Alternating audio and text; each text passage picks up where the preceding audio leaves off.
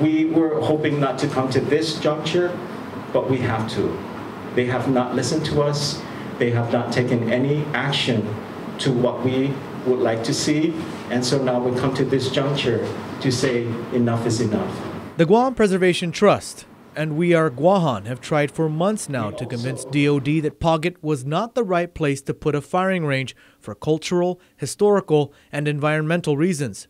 A lawsuit was the last resort, and today, in the historic Lujan House in Hagåtña, they announced the filing of a suit in the District Court of Hawaii for injunctive and declaratory relief against the military's plans to use Pagat as a firing range complex. This action does not challenge the buildup itself, but seeks to compel the Department of Defense to comply with the National Environmental Policy Act, or NEPA, and the National Historic Preservation Act by giving adequate consideration to alternative locations for the firing ranges as mandated by law.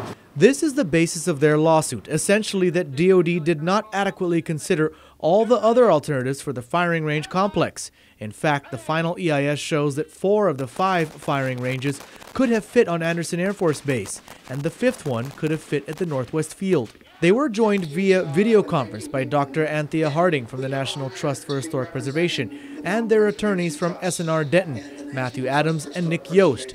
Yost was an attorney for the White House's Council on Environmental Quality during the Carter administration.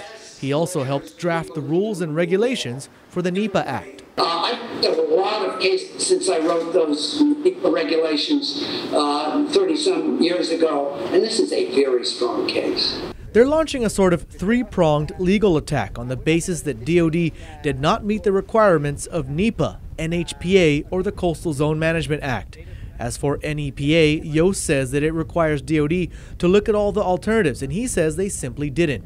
As for the NHPA, or National Historic Preservation Act, Yost says that DOD failed to execute a programmatic agreement prior to the release of the Record of Decision. Finally, with the Coastal Zone Management, Yost explains that the plans for Pagat do not mesh with Guam's Coastal Zone Management plans, as is required by law. These are just the principal violations. Yost says there is a whole series of violations committed by DOD that are spelled out in the lawsuit.